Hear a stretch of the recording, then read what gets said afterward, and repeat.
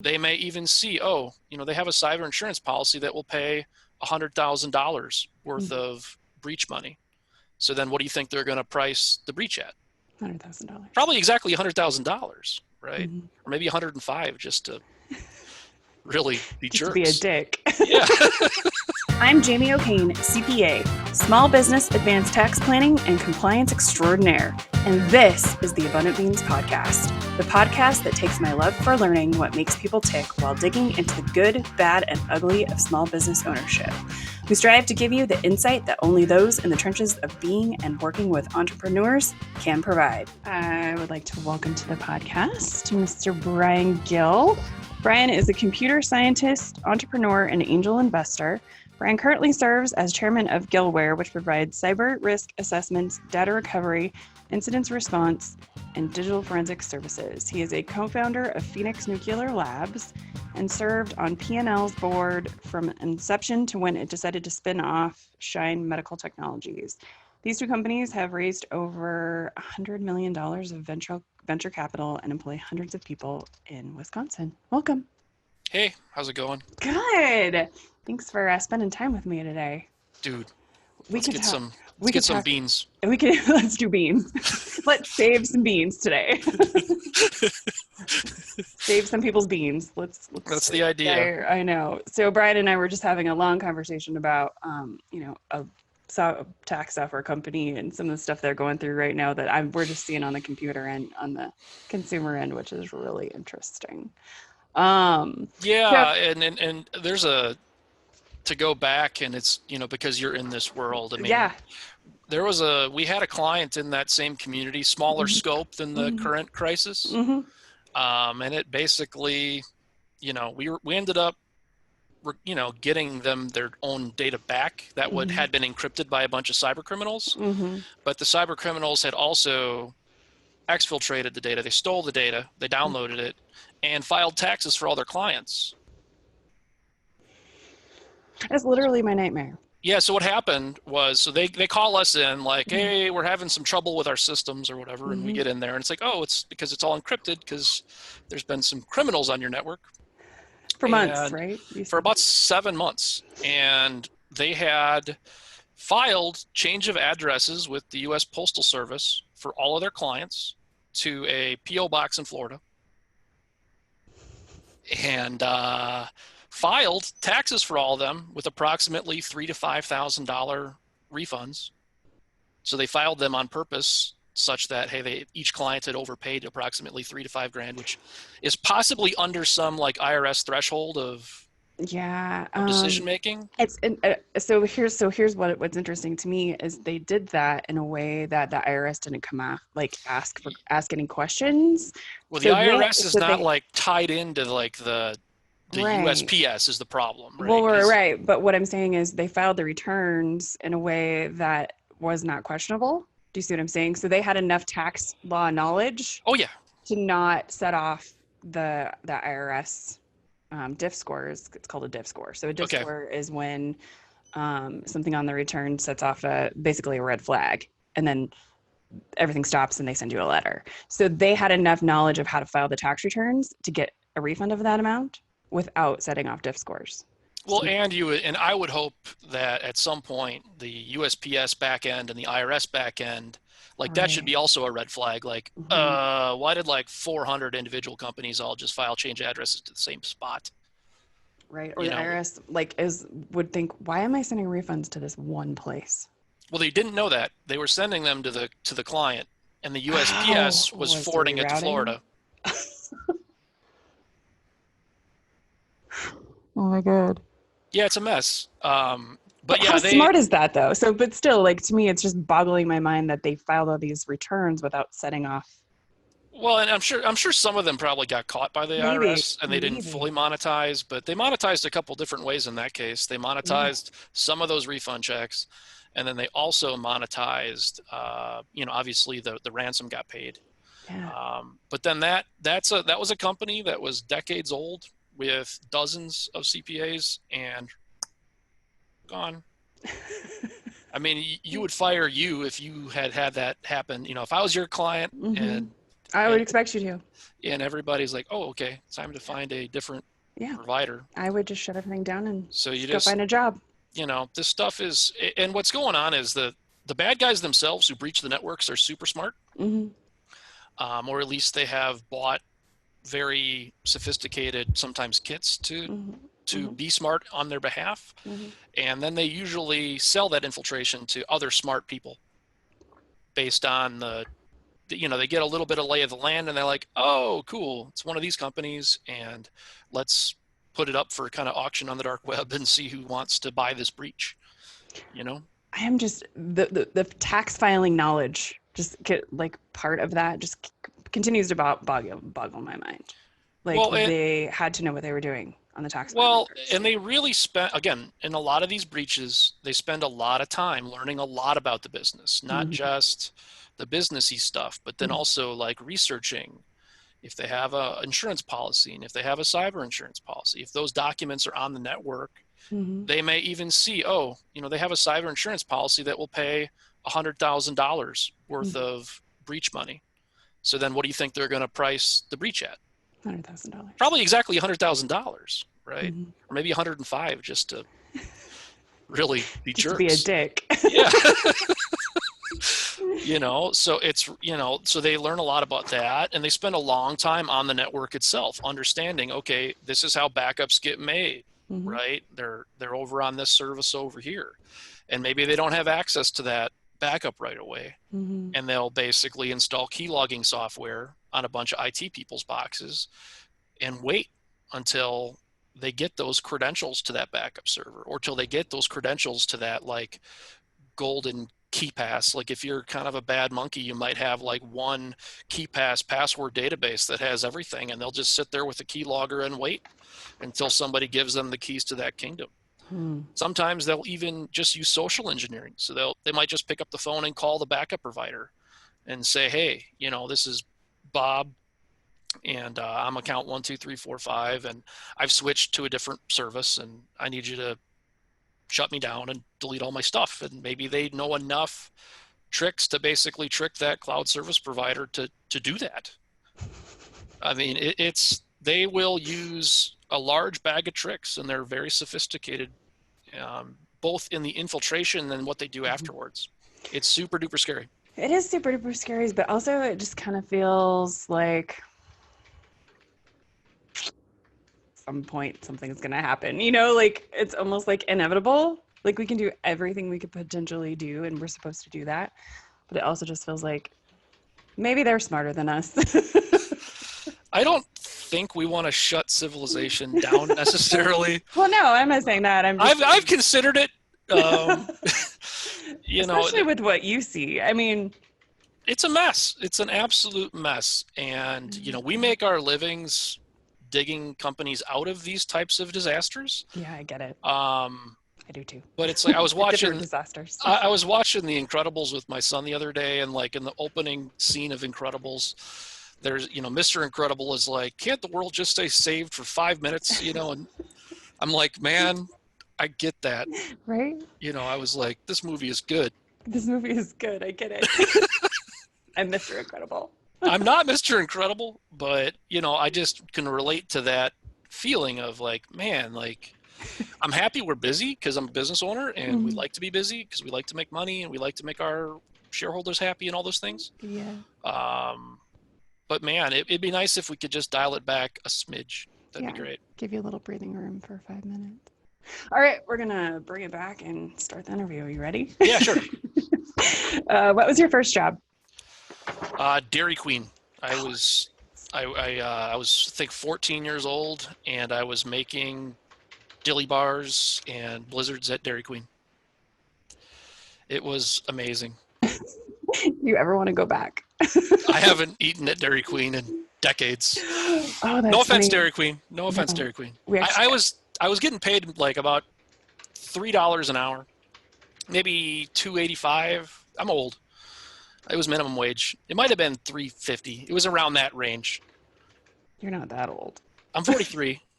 It was a while ago. I was making minimum wage. He was not breaking the law, the guy that ran it. I was gonna say. But I probably made another $5 an hour worth of ice cream into my stomach. You ate it. I ate my wage, and as did most of my peers and my management. And, you know, it was one of the perks. You know, the pay was not a perk. It was Right. You pretty much had the job there to enjoy yourself. Yeah, I used to work at restaurants, and basically we were there for the free meals, especially in college. Mm-hmm. I worked at a country club, and they would feed us for every Nice. shift, and it was solid food every time. I was like, I love you guys. Thanks for feeding us. I actually went back to the restaurant I worked at probably the longest, not too long ago, a couple weeks ago, and I was like, queso, yes, they have the best queso. And I was eating it, and I was like, I think I've had better. Not that great. Not that great. I mean, it was good. Our palates get better over time. Yeah, definitely. So tell us about your career progression. Just give us Cliff Notes. Yeah, Cliff Notes. So in my graduated from college and took a job locally in Wisconsin because I was seeing a girl at the time, and that didn't work out. So it was about a girl. Didn't work out, but I took a crappy job. Not a crappy job. I guess I can say that they're out of business, but it was a big mutual fund company with about 1,200 employees called Strong Mutual Funds. And I was helping them out with some of their early web stuff, with Y2K stuff, with like tax statements, and it was awful. You know, it was just not what I wanted to do. And, you know, it was a fine company. I had good peers, smart peers, but I did learn a lot about money, which was great. But as soon as I broke up with that lady, I decided to buy a one-way ticket out to the Valley, to San Francisco area. Didn't know anybody, didn't have a single friend out there, but that's where all the jobs were. I was a programmer. I wanted to get into the startup game, and bought a ticket, packed a bag, and there I went. Got a job, had a bunch of jobs, kind of went meh. Learned a lot about entrepreneurship, mostly what not to do. We all do. We all, like, most of us end up like entrepreneurs that are like, yep, not going to do that and that and that. And that. Yeah. It's like parenting, right? You know, we know what parents we don't want to be. Yep. And I developed a very unhealthy opinion of the venture capital industry. As a result of them one particular VC yanking the carpet out of a startup that we were crushing it. And the NASDAQ went like boom. And, you know, again, you don't know what you don't know. Like, I thought, hey, we have our $40 million venture capital round. Like, we're funded for 2 years. We are good to go. But like, they have to write a check every month, and they can decide not to. And they did, and they stopped getting stock. And they pretty much know that the rest of their investment is going to be gone. Because again, we went from, you know, we had 180 employees or so at a place called iSharp, and our rent was like probably $500,000 a month or something. That's nuts.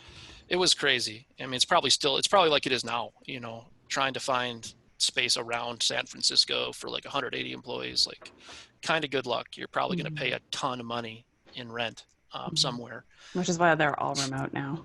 Yeah, that would probably be smarter to have smaller offices, everybody doing this kind of thing. Everybody I know that works. I know a lot of people who work for companies in the Bay Area, and most of them work remote. And would be smart. And they live all over the country. Yeah, the tech wasn't quite there 20 years ago, but that would be a much smarter way to go about it. But internet exploded, startup land exploded, and I came back to Wisconsin and ended up starting a company called Gillware with my brother Tyler and a couple other entrepreneurs, and that went well. And then we took some of that money we were making and invested in a couple other ventures. One of them makes like a ray gun thing called a neutron beam device that's freaking crazy. What does that do? Well, they set the world record for the most neutrons made by a commercially available machine, and it makes like more neutrons, I think, than like a nuclear reactor does. and you basically plug it into the wall. It's crazy. The company's called Phoenix, Wisconsin. You use it for all kinds of stuff. You can basically use it to do what's called neutron radiography, where it's kind of like an X-ray, but let me see if I get this right. So in an X-ray, the little things, the photons or the electrons, or I think it's the photons you're shooting, basically interact with the electron cloud of a nucleus. And so if you're trying to take X-rays of things that are super duper dense, you can't see. You can see like a dense thing inside a low density object. So like if my son eats a quarter, like you can X-ray it and see that high density quarter in his stomach, but you can't see anything low density behind that high density stuff. So neutrons interact with the nucleus itself. So you can see low density crap behind high density stuff. For example, if you wanted to see like a piece of ceramic that's left over from like a mold in like an airplane wing, or like an airplane turbine blade, then you can see that little tiny piece of crap ceramic sitting there, which is going to crash that airplane. Oh, wow. Because turbine blades are hollow and they're air cooled. Oh. And if there's any kind of friction in that cooling, that blade's going to melt and then that plane's going to crash. Oh, that's really interesting. So what they had done, like, as of like 10 years ago, every blade, every time we got on an airplane, like a big commercial airplane, those blades had been sent to a nuclear reactor for this radiography. Ow. So they literally take all these blades, take them to these research reactors, or, I don't think usually power reactors, but they need a bunch of neutrons to do this stuff. But now, they built a place called the Phoenix, it's called PNIC. It's a nuclear imaging center right here in Fitchburg, Wisconsin. And you can now do that same type of radiography without that little pesky nuclear reactor, which they just use the ray gun. They just use the ray gun now. So it's super cool. That is really cool. Technology is amazing to me. Yeah. So, and again, I served on their board for a little bit and helped them raise some of their early money and made their first crappy website and I've had a couple little consulting gigs with them over the years, but that's awesome. Yeah, that's an amazing place. And then that turned into this other thing, which is a crazier story. But we also started a backup company because so Gillware was the data recovery company. So it's a service business. Still, it's around. I'm still involved with it highly. And it's more traditional crashes. So if your business was running on a server and that server died, or if you had all of your accounting data on your laptop and it died and you didn't have a good backup because you're a human, and even now with all the technologies available, still like 2/3 of the world's crap isn't backed up. It's insane.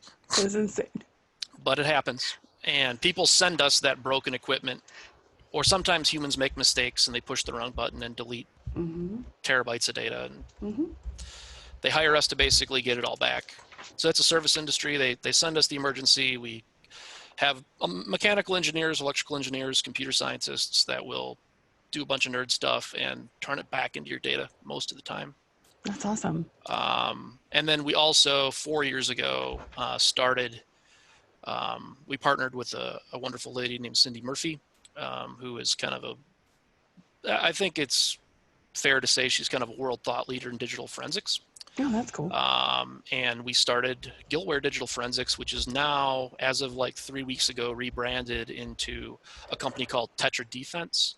And that is the company now that is helping people dig out of these ransomware disasters and these data breach disasters. And then also doing a process called risk management, where we actually, it's a pretty common question after we're kind of helping people dig out of a breach is, how do we make this not happen again? And so now we're doing that, and we're helping people make it not happen again. So you're doing on the front end. Yeah, so we're not replacing any of their IT staff. We're not competing with their MSPs. We're kind of like rent a CISO, so it's kind of like a timeshare on a CISO. It's with a platform, and one of our benefits that a traditional CISO doesn't really have is we are digging people out of dozens of disasters every week, and we are understanding exactly how the bad guys are breaking in right now, today. Yeah, so you have your thumb on the pulse of, So then we make sure that all of our clients aren't going to get burned in that same way, at least. So you used a couple acronyms there, and I'm going to need you to explain them for us. What's a CISO and what's an MSP? Sure. So an MSP is a managed service provider. Okay, so that's like your local IT people. Yeah. So you probably know more than me, but probably 80% or more of Americans work at small businesses with less than 50 employees, and they need IT. And if you're sitting there with 30 employees, you really can't afford a full-time IT person. No. Or if you can afford it, do they have enough stuff to do all day for 40 hours a week? Probably not. So you have a timeshare on that. So I am the IT people. Yeah. When in the earliest days, when you're just getting started with, with just getting going, you're going to be your own IT person, and that's terrifying. It is terrifying. That's a hard place to be. But as soon as you have, like, I don't really know what the number is, but you can get an MSP to help you out with a bunch of this stuff, probably for like $1,000 a month. So at that moment where a business is like, okay, the business itself is generating, pick a number, $15,000 or $20,000 a month, it probably makes sense to take some of that. And even in that moment, though, you're spending 5% of your revenue on IT. That seems pretty stiff. So yeah, I mean, it's a tough place to be when you're just getting going. But yeah, that's what MSP is. Okay. And CISO is Chief Information Security Officer. Okay. And most companies, once they hit a couple hundred employees, probably should have one, but many of them don't. There's even publicly traded companies that don't have CISOs. This whole thing is kind of, I don't want to say it's new, but with all these data breach emerging threats coming, and all these big places like Equifax maybe being the biggest one, these CEOs of these large corporations are having their reputation. Like, there's a lot of CEOs that get fired after these data breaches. So a lot of these CEOs and board members are starting to think, well, maybe we should have a CISO. Yeah, maybe we should do the work to actually. Yeah. But it's really hard because there's not enough of these humans right now. Oh, really? Oh, God. There's probably 1 million cybersecurity type jobs open in the U.S. right now. Yeah, we just there wasn't this big a need 10 years ago. Right. This ransomware thing and along with some of the just more traditional reasons for data breaches, like IP theft and maybe a foreign government wants to disrupt our utilities or something, there's all these different things coming, but mostly it's the exponential growth with the ransomware market. There's an increasing amount of bad guys, and maybe gals, but most of them are guys. And there's an increased amount of those folks out there. We all know there's a gal in the background just like project managing all this, though, right? Probably.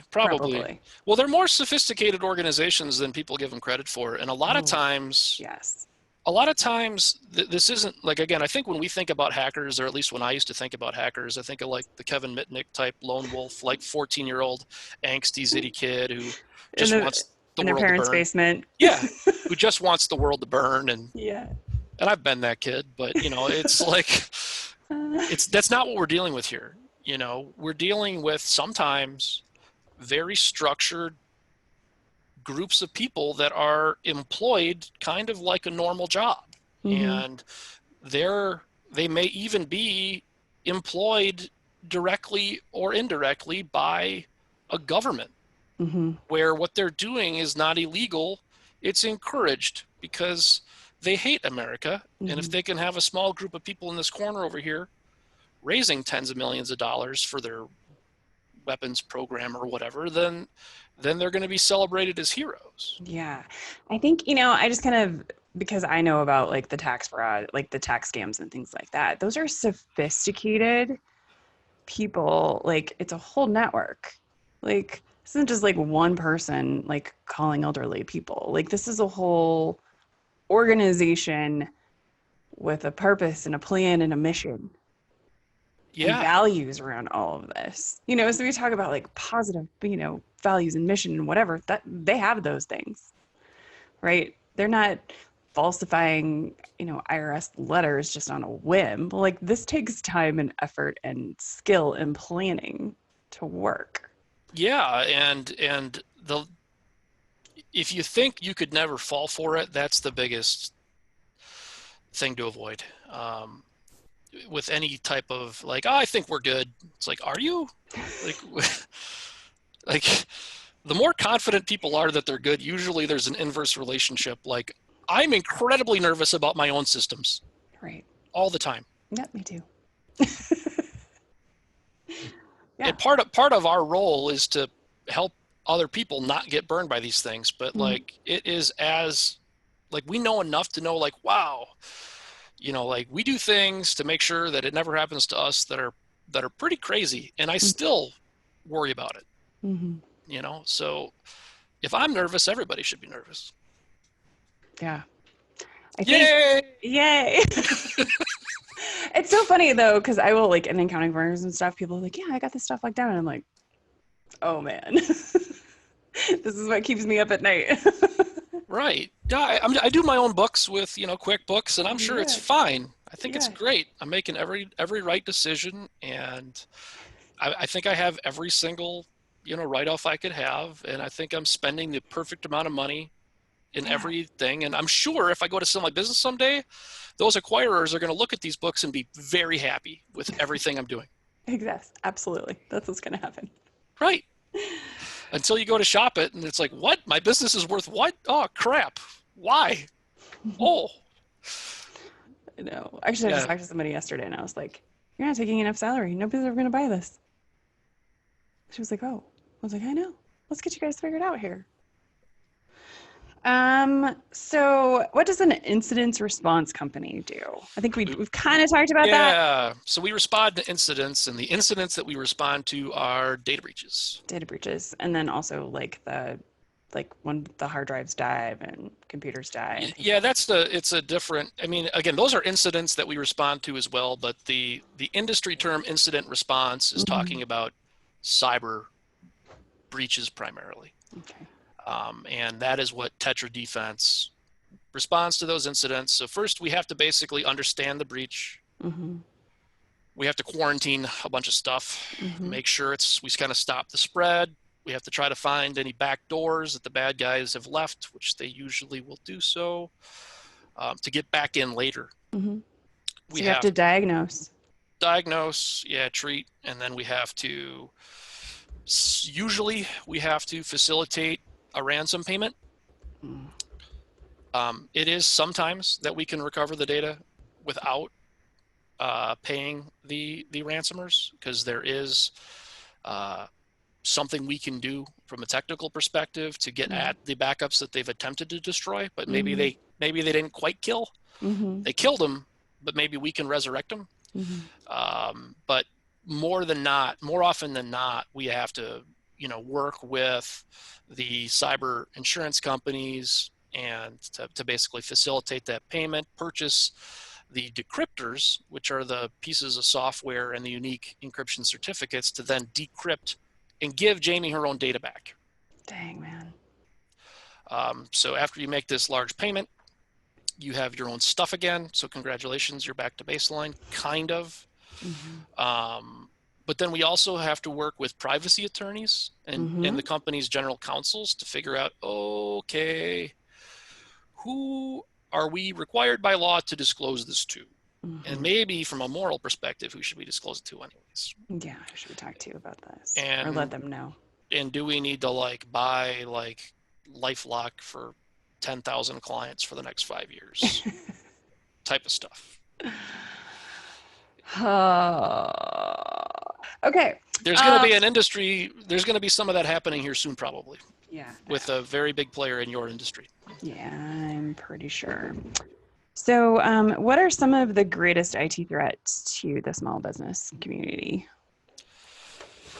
I mean, kind of what we're talking about. Yeah. You know, as a small business owner, you know, you imagine, okay, I'm going, my business is generating enough money so I can take a salary for the first time, and Right. boy, does that feel good. You know, it's amazing. Well, if you walk up to your computer and all your data is encrypted, and there's a ransom demand for $50,000, it's a tough decision, right? If you have to pay out of pocket, are you going to go to a bank for a loan? Are you going to, a lot of times you're just going to say, oh, well, I guess if that data is something that you can't reproduce, you might end up just shutting your business down. Or again, if you're in a business where a lot of that data was your client's data, maybe it's going to kill your business that way because your clients are going to be so mad that their data got stolen. Yeah. And their information is out there in the wind now. So I think data breach is bad. So the good news is there's some pretty easy things that many small business owners aren't doing that they can do to try to prevent some of this stuff. So the first is have backups. And they're like, oh, I have backups. And then one of my next questions is usually, well, when's the last time you audited them? How do you restore from them? Were they complete with all of your information, and what was the timestamp on them? And does that service have a two-factor authentication so that if a bad guy were to breach you and has a bunch of your authentication, can they do anything to log in to destroy that backup? If that backup's on the same network as your primary, it's really not a backup today. That's the way people used to be able to back things up. You know, so it's everybody knew a backup's not a backup if it's on the same computer. But now a backup's not a backup if it's on the same network. Oh, wow. Okay.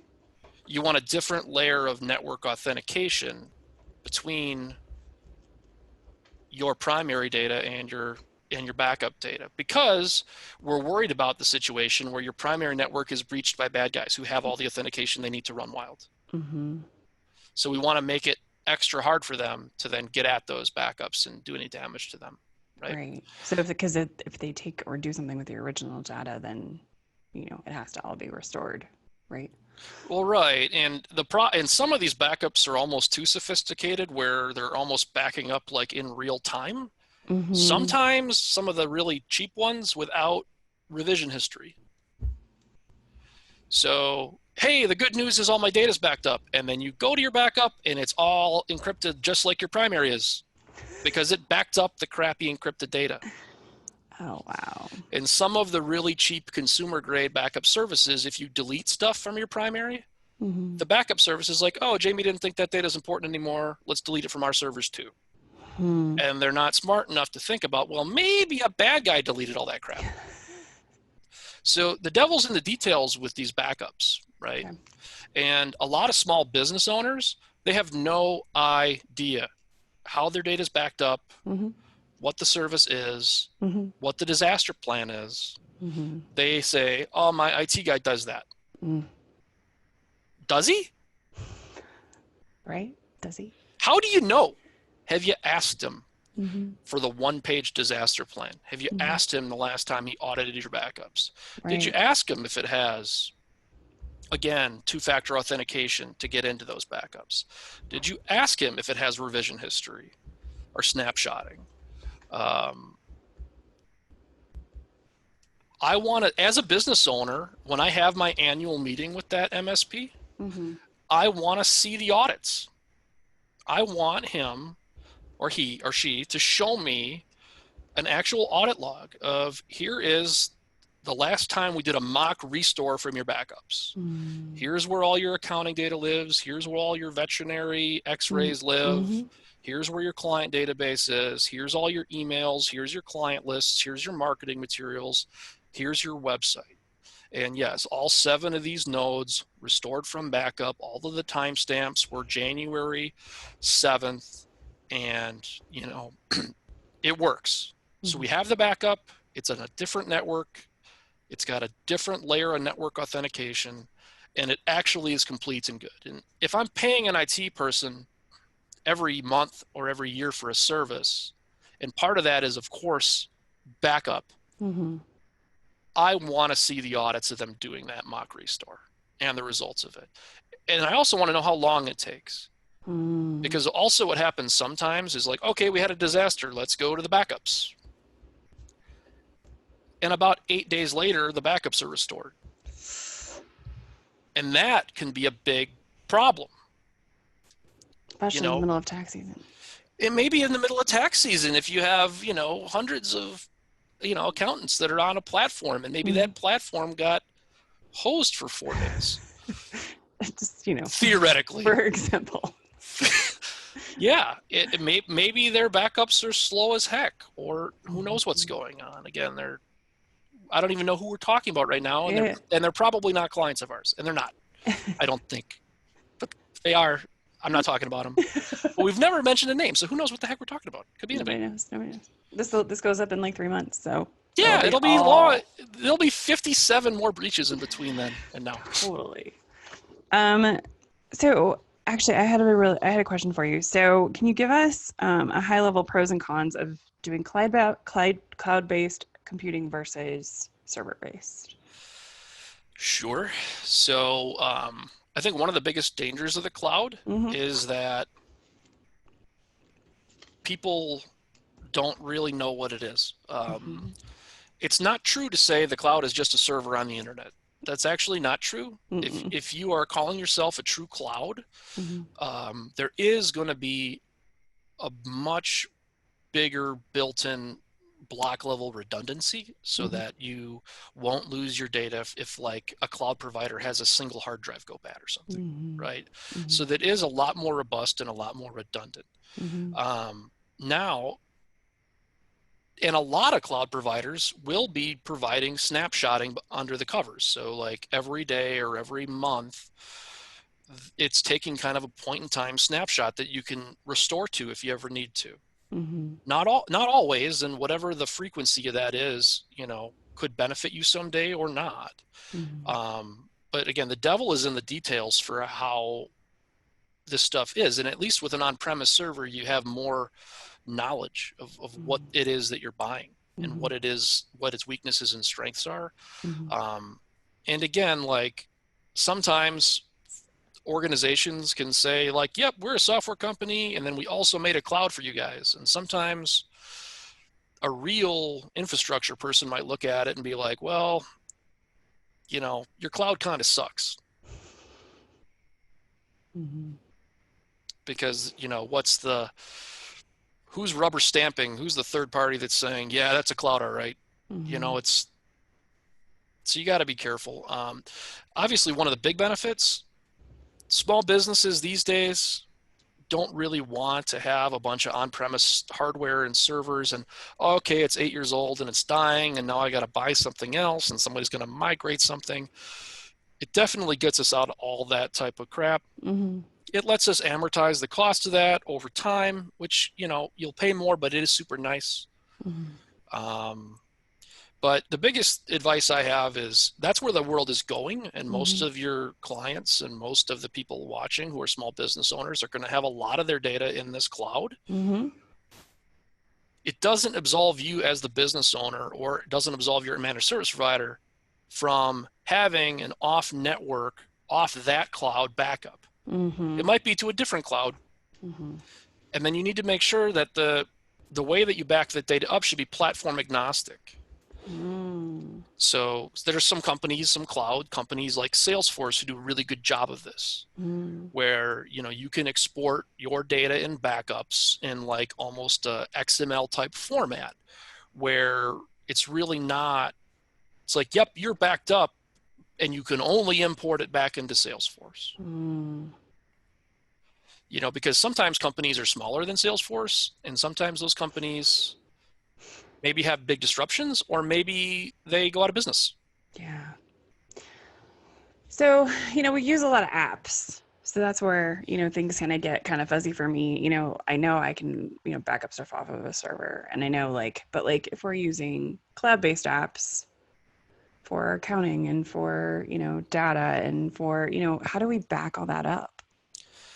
Is it best to just sync it to each other? How do we? Well, again, so it's going to vary from app to app to app to service to service to service. And part of your criteria for picking a vendor is that there should be, if I'm an MSP, which I'm not, but if I was a managed service provider and one of my, a veterinary clinic was asking me, okay, like I want to use this veterinary service to basically have all of my patient data in the cloud and all of my accounting and my CRM and my point of sale, and they provide all of it for me. It's great. One of my questions when we're trying to pick a provider for that is, how do we back it up? And is it going to be platform agnostic? And I'm going to try to convince the business owner, like, yeah, I know that one has a couple more bells and whistles, but from the infrastructure perspective, this other one looks superior to me. Right. Because it's easier to back up. Well, and again, like usually if you're the kind of company that's building like that type of infrastructure for a particular vertical, you're going to do all the super cool feature stuff first. Like you don't have any clients day one, so all the infrastructure stuff lags. And then maybe once you have a whole bunch of clients, then you start to get serious about infrastructure. So what can happen when you're trying to shop as a consumer in this market is, boy, these guys have the jazziest looking product and the coolest YouTube marketing, and the price point is cheaper than everything else I look at. And they keep hitting me up on Instagram. And they're hitting me up on Instagram because they're kind of younger and they're savvy and they're crushing it with the front end, and it's got all the bells and whistles. And then that old stodgy company that's been doing the same thing for 20 years that already has 100,000 clients on their platform isn't as snazzy and is probably more expensive, but then also has the best infrastructure. Yeah. And I think maybe that's like why I'm kind of like, anytime there's like a new accounting software or something that comes up, I'm like, we'll see what happens. Like, I'll just wait. Yeah. And again, I'm going to stick with the company, which probably, they've been around for a really long time. Do they maybe even have a higher chance of getting breached? Maybe, who knows? But yeah, I mean, there's a lot of industries that lag technology, and accounting and CPAs is certainly kind of one of them. Totally one of them. And again, it's like there's really good reasons why they lag. You don't really want to be on the bleeding edge with stuff as important as it is as what you do. Yeah, it's interesting. It's interesting because in the accounting industry, you either have people who are like super early adopters, or you have like the people who are still doing paper files. Like there's the in-between is interesting, but it's more of like everything's in the cloud or everything's paper because they don't trust it. Yeah, well, the bad guys can't encrypt paper. No, but they can break in and grab all your files. They could, but they're probably overseas, so it's gonna. Not that there's not bad guys here in the States, but physical security, you can do a pretty good job of physical security. Yeah, interesting. Okay.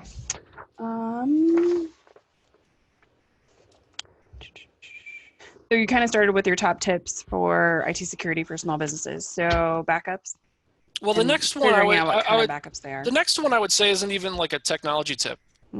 When you hit the level at your business where you would recommend that they have business insurance, at that same moment, it probably makes sense to spend 10% more and get a cyber insurance policy. So again, this is where I think the CPA community can really help be kind of an advocate for change.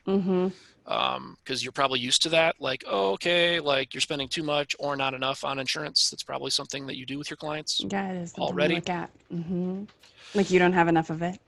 Right. You don't have enough of it is probably the thing you see the most. And you're going to have another asterisk to add on that. Like you don't have enough of it.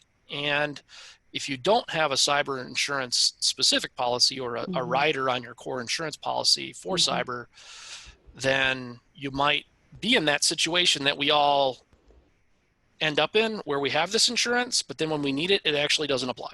Mm-hmm.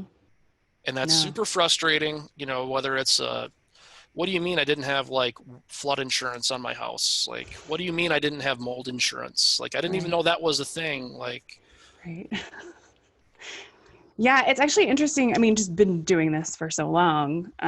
They started adding like cyber insurance writers like 20-ish years ago, 15, 20 years ago. I remember seeing them and I'm like, that's interesting. They've become very popular in the last 3 years. Yes, very popular in the last 3 years. And mine's attached to my professional liability. So mine's an additional amount on my, professional liability. So it's really easy to see. That's the thing too, is like all of our insurance people, they offer it. We just, right. And like, and they want to sell it very badly. Well, yeah, like my professional insurance, they're like, here you go, please buy this too. Like, but again, pay attention. The devil's in the details. How much, like if you are ransomed someday, which hopefully you're not, because you pay attention to this and talk to your MSP about it. But, if you do get ransomed someday, what is the coverage? Like I have ransomware insurance and it's going to cover me for $2,500 worth of Bitcoins. And, the average we're seeing is 10 times that or more. So, you got to be careful. Make sure you have it and then know what the coverage amounts are. Just like any other insurance. Yep. And don't assume because you have professional liability that it includes the cyber insurance. Oh, correct. It almost certainly doesn't. It probably excludes it intentionally. Probably says in bold letters or all caps. Yeah, it probably does. You know, so again, I hate to tell people advice to read that insurance stuff because that's brutal. It is brutal. Or have upload it to your accounting people and ask them to look at it because they should know what they're looking at. Yeah, that's probably a better idea. Just like your MSPs can probably handle a lot of this nerd stuff with the backup stuff too. But as business owners, you have to build that network of trusted advisors. Otherwise, if a business owner is dealing with this type of stuff all the time, whether it's IT or accounting, well, then they're not going to be actually probably doing a great job doing whatever it is they're supposed to be doing all day. So this is one of those things where you need to outsource, but you need to be very, very careful with who you pick. As far as next tips go, if you're doing a lot of work remotely and like you have that like on-premise server or you need like remote into your desktop to do everything because you're traveling with a laptop a lot, you need a real firewall. So if you're a small office with like a couple dozen people and people need to work remotely, you need to have a big piece of hardware firewall in front of your network, and it needs to have it has some flavor of multi-factor authentication to get on the network. Okay. Be very careful, especially as a small business owner. There's a lot of ways to kind of end around networks with things like TeamViewer. And, make sure you have a policy for your business about, who can install software, period. Again, if you have like a small business of kind of 1 to 20 employees, nobody, including the CEO or, the general management, they should not have the ability to install software on their own computers. So user permissions are a big deal. If you need to install software, then you need to, it might still be you, but you have to override that authentication with the administrative authentication, right? Which you're not living in that mode. And if one of it helps because sometimes employees make mistakes. They're like, oh, I need some software to do something, and they Google it and they download it and they install it. And that software has big privacy problems in it. It's not just a piece of like malware. It's like a piece of spyware. And it's like, oh, it's just spyware. What are they doing with it? Well, what they could be doing with it is like scraping all of the keystrokes from the keyboard and sending it to some dude in Iran. Like that might be happening with it. So you want to make sure your users have appropriate permissions. And again, this is something that you should be paying an MSP who really knows what they're doing to set up your domain controller and all your users and how they authenticate intelligently. You need to be patching your stuff. A lot of these breaches happen because of unpatched operating system or unpatched firmware. You know, Microsoft has problems. Apple has problems. These problems get uncovered by security researchers, and then they get published, and then they get patched. But if you don't patch them, you have a big problem. If you don't run your updates and do all that. Yeah. As far as just a general like solopreneur, somebody who's getting started, I would right off the jump switch to there's a $40 product on Amazon called a YubiKey. And it basically just does authentication for you. That's awesome. And you need to have a physical key, and it has a USB, and it does near frequency stuff. So you can, like, if I'm on my phone, I can just, it's like almost like Bluetooth, you know, where you push the button and it authenticates me. It automatically, on any site that only supports username and password, which is pretty ghetto, it automatically will make big, long, nasty passwords and authenticate you. But then it also, you know, when you go to log in, you physically need to have that key. And you need to be present. So if you leave it plugged into your laptop and somebody breached that laptop and want to try to log in, like, well, you have to be there to push the button. So it really gets past the biggest problem that most people have, which is they have like 3 or 4 passwords and there's like dictionary words in them, or like the name of the street they grew up on, or the name of their dog, and all of this crap is easily obtainable on the internet these days. Like if you want to freak yourself out, go to a website, and I haven't done it in a while, but if you go to familytreenow.com, this is a website where usually you can just put in your information and it'll show you every address you've ever lived at. It'll show you all of your relatives, your kids. I mean, just go through their Facebook surveys that they've you know, entered all that information into, and you can get some passwords. Yeah, it's pretty easy. And then again, part of the problem is people get phished, and like, oh man, I could never get phished. And it's like, well, what if you're in like an internet? What if you're at McDonald's or you're in the airport and you click on the McDonald's free Wi-Fi, and then you go to your Gmail and you enter your Gmail username and password. The problem is that Wi-Fi is a bad Wi-Fi, and you can, and this is complicated stuff. It is. But a sophisticated hacker can basically override DNS, which says Gmail goes to this IP address. Well, maybe now it goes to his IP address, and the Gmail, it looks like Gmail that you're logging into because it takes about 2 seconds to host a little fake website like that. But it's not actually Gmail. Or maybe they're super sophisticated and they say, okay, he's trying to log into Gmail, and they'll capture that HTTP post, and then they'll just forward you to the real Gmail. So you don't even know what happened. And they're now that smart. these bad guys are freaking smart. So you want to have a different username and password, or not different username necessarily, but a different password for everything. For everything. And if you can remember it in your brain, it's probably a bad password.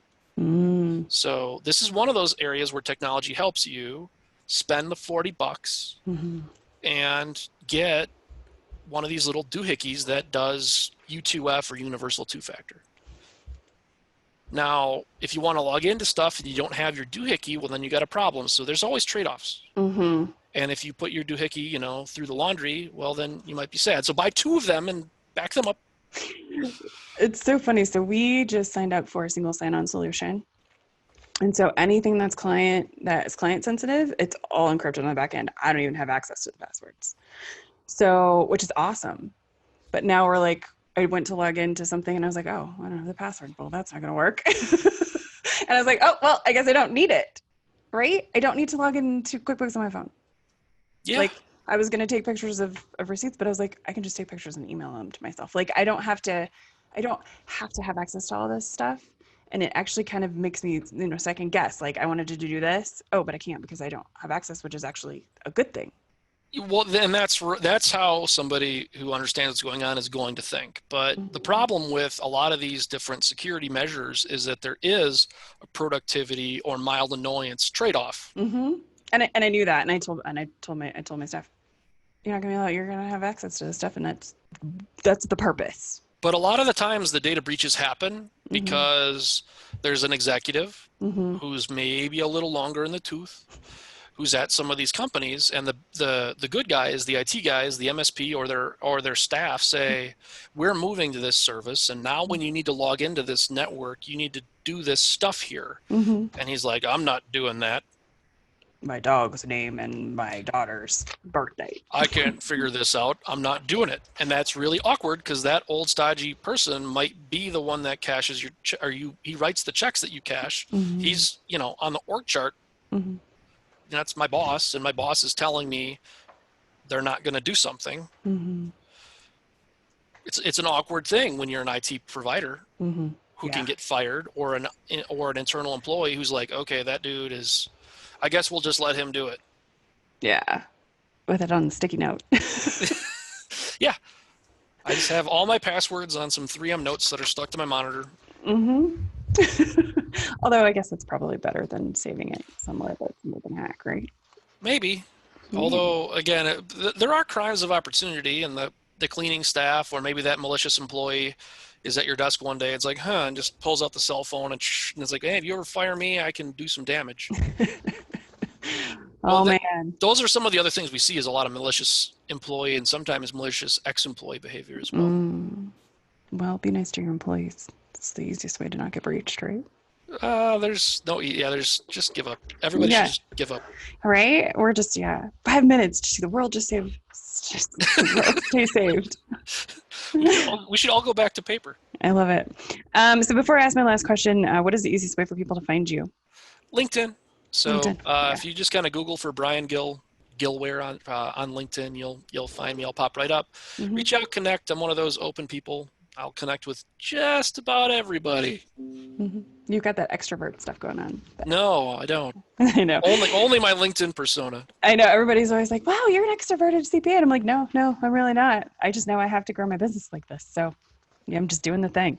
You and me both. So final question. What is the one thing every business should be doing today to mitigate a tech disaster? What would be like that number one?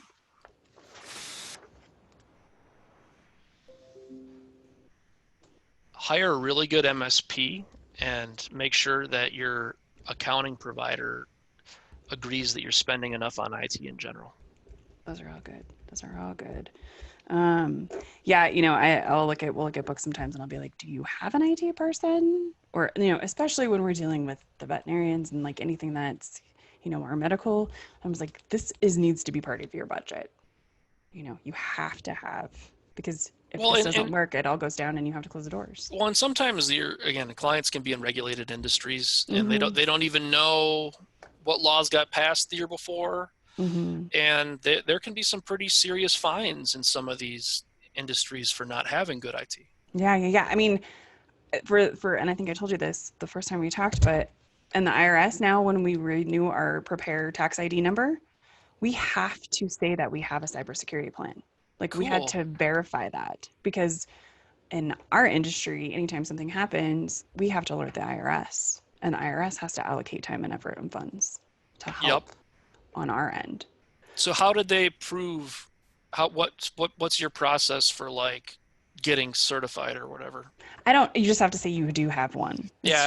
Sucks. But they've added that layer. That's gonna change. It is gonna change. I'm sure they're gonna add to it, and they're gonna ask you to upload it or whatever. But right, and again, there are definitely a lot of companies that, especially that do things for the federal government, that right now are running around like crazy because there's a lot of new federal regulation that says you not only have to have certain cyber policies in place, but there's actually like certification paths. I think it's CMMC is the new thing that just got published a couple months ago. And like, if you're making stuff that's anywhere in the supply chain for like a submarine or something, even if like your company makes the bolts, like you're going to have to be CMMC something level certified in order to be in that supply chain. That's really because they can't have that submarine not getting built because the bolt guy got encrypted. Oh my gosh. Right. So everyone's going to have to know, and this is part of the biggest problem, but it's one of those things where I think probably every business owner, even the ones like myself who just disdain bookkeeping, like everybody should know a little bit about it. Yeah. And IT is the same way, and this cyber stuff is the same way. Like Yeah, you got to know a little bit. Yeah, you got to know enough to hold your IT folks accountable. Yeah, I probably spent about a good 40, 50, 60 hours researching stuff at the beginning of the year because I was like, something has to happen. I need user provisioning. I need, there's stuff I need. And I spent hours upon hours trying to figure the heck out what was the best solution, but also I had to figure out what the heck half of this stuff meant. Yeah. Well, and then being armed as a consumer, it's like anything else. Now you're in great position as your business grows to then shop around intelligently with these IT folks and say, yep, this is the one. This is the one that I'm going to work with, because before I even mentioned a bunch of this stuff, he told me this is how they do it. Yeah. And it was really interesting because then I realized I figured out I wanted a single sign-on solution, right? So I knew what I wanted. And I was looking at different options, and, Google does one, and so-and-so does one, and Rippling does one. And, we actually ended up going with a company in Australia, Practice Protect. They're amazing. But they've been doing this longer. So I was kind of looking at two different options because they were in our price range and for our type of business. And I liked some features of one and I liked some features of the other. But I knew what questions to ask. And I knew what I was looking for. Yep. And I was like, you do backend and encrypted passports? Okay, that's much more important to me than the HR piece or whatever, whatever they had. So at least I kind of understood at least what the features were. And I wasn't just... My business had a marketing automation platform, that I won't mention their name, but they're a big one, and they've got... I think they're publicly traded. They had tens of thousands of customers, businesses that were doing all of their Marcom. And we actually fired them and flipped to one of their competitors like 18 months ago because they did not have two-factor authentication. So all you needed to do, and this is a big publicly traded company, all you needed to do to download my whole list of clients and every piece of information I had in that marketing database was a username and a password. It's like, whoa, that's not good enough. Yeah, I mean, I think, hire a really good MSP, but also I think, Brian, you would say turn on that two-factor authentication everywhere. On absolutely everything you have the option on. Everywhere. And then if it doesn't have it, think about what you are putting there. No, absolutely. I mean, if you don't have at least a second factor authentication, and almost everything does, 95% of what is going on, whether it's Google or Facebook's or Twitter's or your accounting software, your bank, banks, your tax software, almost everything has a second factor now. And if what you're doing doesn't, hopefully it's like your chili recipes, right? Because it better not be important. Right. No, and I know that's one of the things I've done is made sure that everything that we have the option to, everything's been turned on. And that gives me just a lot more peace of mind because every time I log in, I have to, pull out my authenticator or I have to get a text or whatever. And it just makes me feel better. And you should. Because I can't access this. That means other people can't access it. Yeah, that's right. Me. That's the healthy way to think about instead of being super annoyed, I got to turn this off. But thinking about every time, I also get a little bit happy every time it takes me 5 more seconds to do something. I don't mind. I don't mind at all. It makes me feel much more secure about our clients' data. And then I get to sleep at night. Yeah. It's a little better. Sleep is good. Awesome. Well, thank you so much, Brian. Thank you so much, Jamie. It was a lot of fun. Thank you so much for listening or watching. Be sure to subscribe on YouTube, iTunes, or wherever you prefer to listen. If you learned something and found some useful information to apply to your business today, please consider giving us a thumbs up and a review. Until next week, be abundant.